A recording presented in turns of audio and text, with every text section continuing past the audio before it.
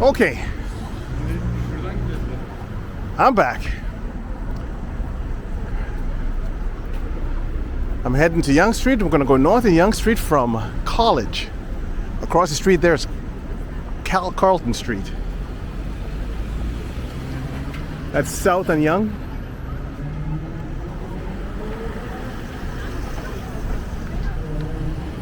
And now we're going to go north on Yonge Street. Let's soldier on.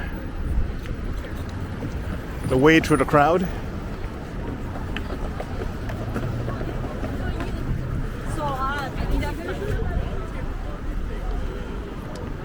Start this thing, people. Let's start it.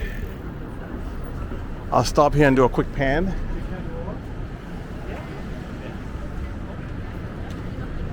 Let's pan the area.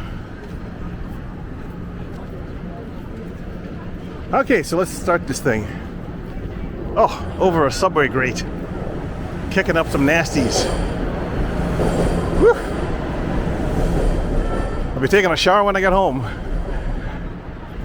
So, lately I've been noticing, when I go to any kind of public washroom, the door handles and the handles are wet. And I'm a bit of a germaphobe, and it really grosses me out. You figure if someone's going with their hands wet, they probably didn't do a good job of actually washing their hands. So it's a horror story. And I kind of find it difficult to find hand sanitizer anymore. McDonald's here, people. Going north and Yonge. I don't know, it's not as easy to find hand sanitizer anymore. I used to buy it at the dollar store in liters in the past. And now, I don't know, try finding hand sanitizer. So, I've gone into public cans and, opened a stall or two, and someone's left, a message there in the bowl, and I've seen it all, I've seen people leaving O. Henry's. I've seen people leaving things that look like vomit. I've seen multicolored crap in toilets. When you open a stall, you just move to another stall or whatever. Some people just don't feel like flushing. It's not that the toilet is broken, they just don't flush, And but that's just a visual. You just kind of get grossed out and move on. But when you actually touch a handle that's wet, Now, I remember about 12 years ago, I actually, I left after using a toilet without flushing. And I'll tell you the reason for that. Still going north on Yonge Street. Just missed a light here, so bear with me. A little windy.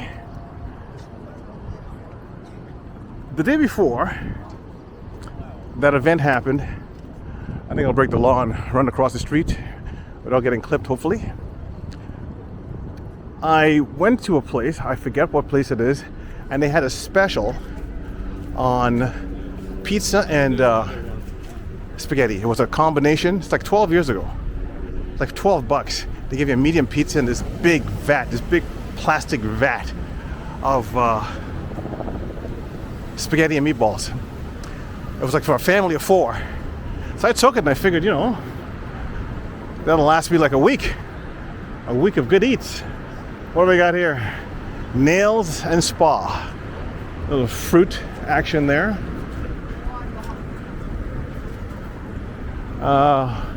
Mars Eatery here.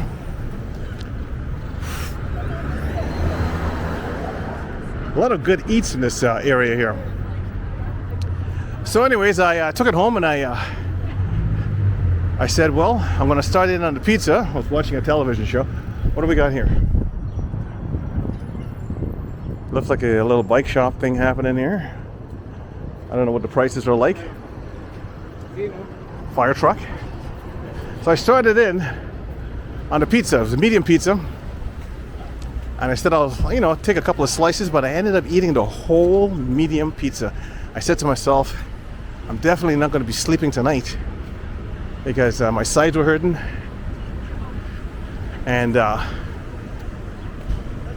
it was late at night, and here I'm eating a medium pizza by myself. So I went in the kitchen to put the spaghetti away, and I decided, let me just taste it before I put it away. So I took a little bit and I put it on a plate, and I tasted it, and it tastes good. And guess what I did? I ate that whole big bowl, plastic bowl, vat of spaghetti and meatballs. This was like an hour after the pizza. I polished that off.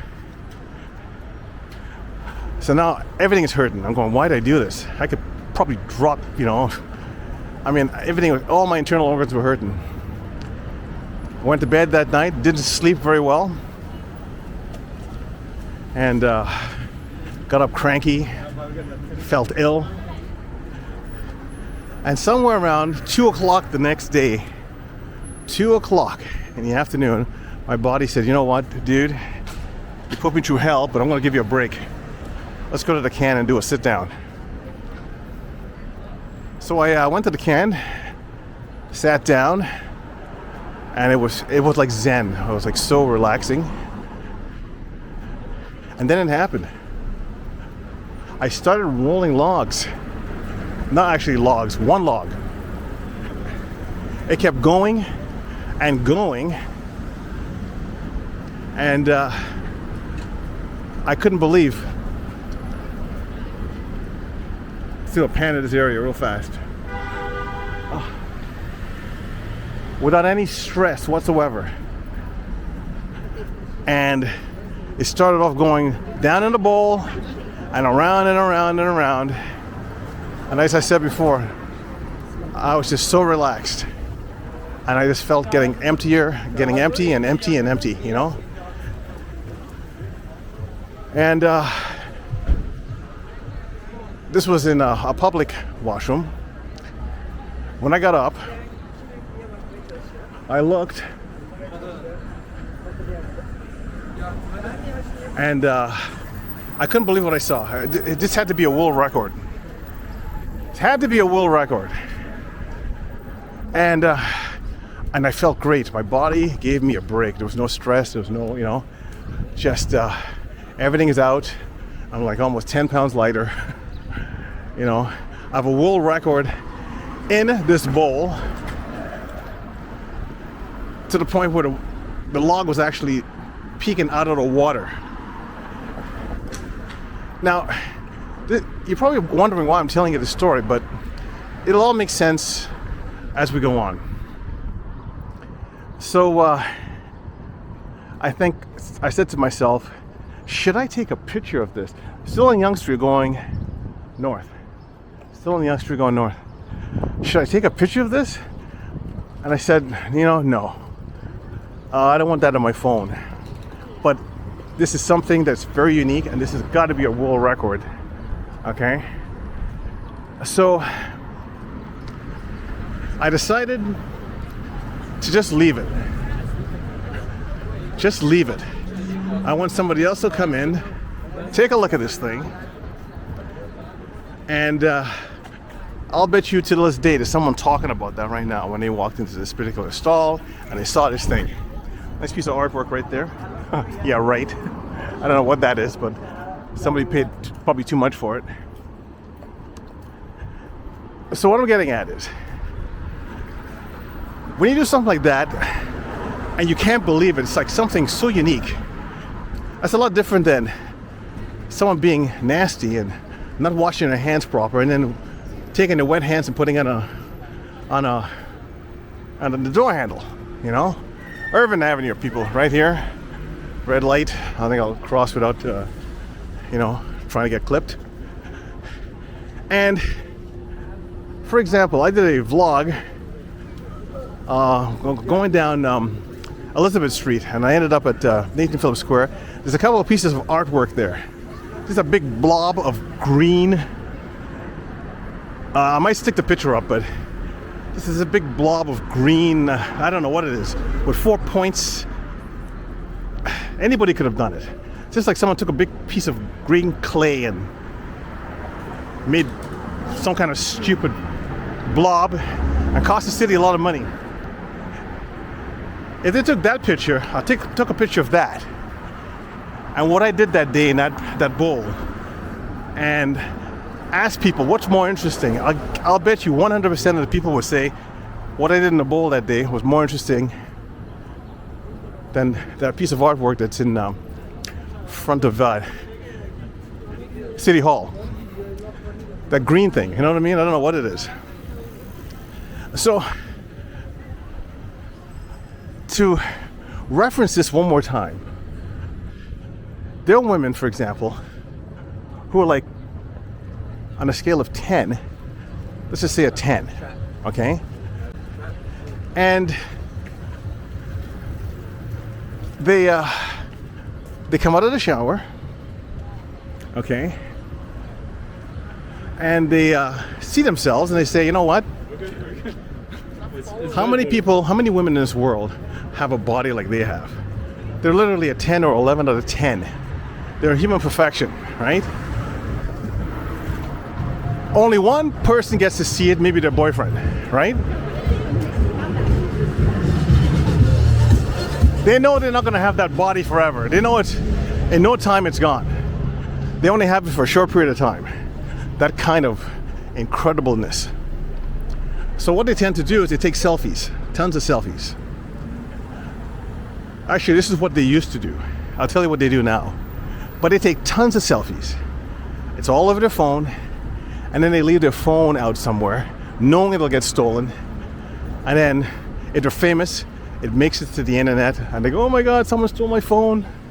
Meanwhile, they did it on purpose, because they know they have this killer body that only one fool gets to see. By the time the next fool sees it, when she breaks up with this guy, she'll not be a 10, she'll be like a 9.5, and so on, you know? Because they don't have those bodies forever. Now, they don't do that anymore. They just go on OnlyFans. They set up an OnlyFans account so people can see this thing, this bod, okay? Now, there's no OnlyFans account for, you know, anacondas done in a bowl, you know what I mean? When they did an anaconda, there was no OnlyFans that I can snap a shot and let people see what's doing, you know? Let me cut across the street here. So that's why I left it, you know? Because it was something that you never usually see, that much volume. It was basically an anaconda, okay? Maybe someone should come up with an OnlyFans for, you know, anacondas. So, getting back to the original thought, which is, why in God's green earth, please, do you not wash your hands proper, dry it, and not leave wet residue on handles, and then I gotta go and touch it to come out of a can. It's disturbing. But it's been happening too much, and that's why I got into that one time, just one time that I left my anaconda in a bowl. Yonge Street, people. Yonge Street. People eating on Yonge Street. Ginger. Don't quite know what is going on in Ginger, but okay. And we got the brass rail here, people. I heard there's girls in there dancing naked. I don't know. Maybe it's true, maybe it's not. Okay, let's continue north in Yonge, where it looks like we made it before it rained. Get across the street before this guy here clips me.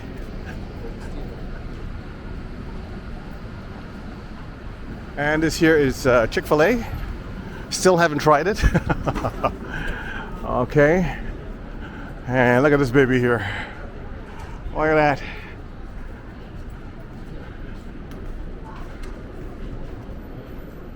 One of the tallest buildings in Canada, I heard.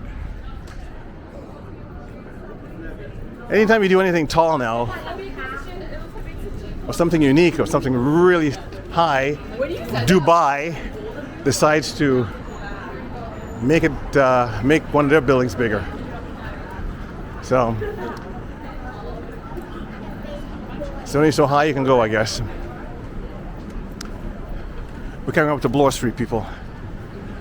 I'm going to end this walk at Bloor Street. So please like and subscribe, and I'll make more vids when I get a chance. Yonge and Bloor. Woo! Wind is really kicking up right now. I'll give some bonus footage.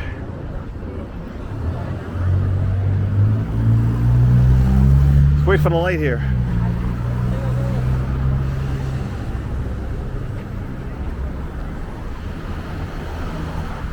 Yeah, the sun's definitely gone, but it's still enough light to keep going. Okay, people, we're off. I'll just get us into the subway.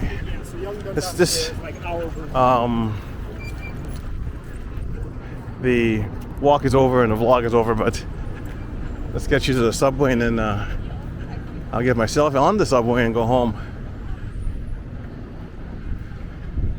Yes, people. Yes, look at that.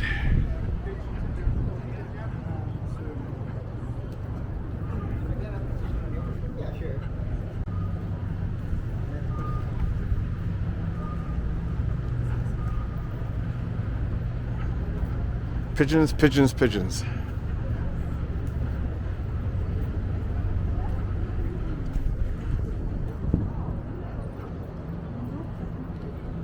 Oh, you know, this guy is doing his dance here. I think he wants to bang this other pigeon.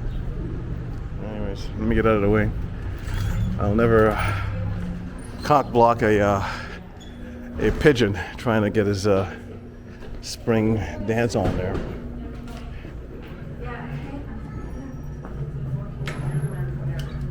Okay. So, there's the subway. That's where I'm headed. I think my pass is expired or whatever, so I'm probably gonna have to fork out some coin.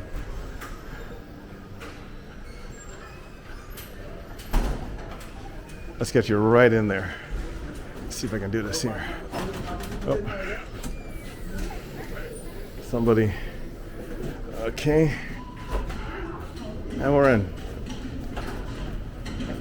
Thanks for coming along.